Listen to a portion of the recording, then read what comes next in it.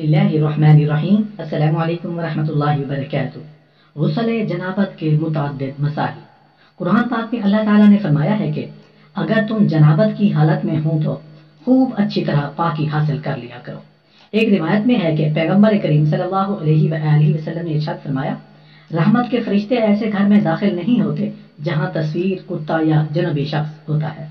جنبی سے مراد وہ شخص ہے جو بلا عذر غسل میں اتنی تاخیر کرے کہ نماز قضا ہو جائے۔ بنا غسل جنابت کا خاص اہتمام کرنا ہر مسلمان پر فرض ہے اور برابر ناپاک رہنا بہت بڑی محرومی اور بد نصیبی کی بات ہے۔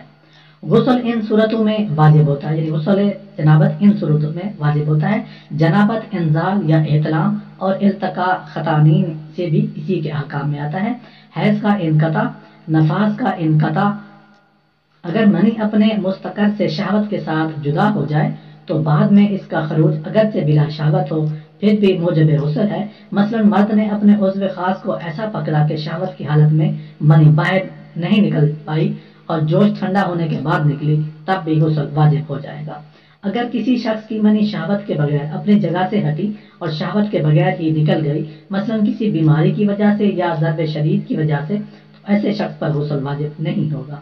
اگر جنبی شخص نے پیشاب سے فراغت کے بعد غسل کیا مگر ابھی سابقہ جوش باقی تھا اور غسل کے بعد منی کا خروج ہوا تو دوبارہ غسل واجب ہوگا، اور اگر سابقہ جوش بالکل ختم ہو گیا تھا تو اب منی کے خروج سے دوبارہ غسل واجب نہیں ہوگا۔ لواطت یعنی مرد کے ساتھ ہم جنسی کرنے سے اگر عضو مخصوص کی سپاری چھپ جائے تو فاعل اور مفعول دونوں پر غسل واجب ہے، چاہے انزال ہو یا نہ ہو۔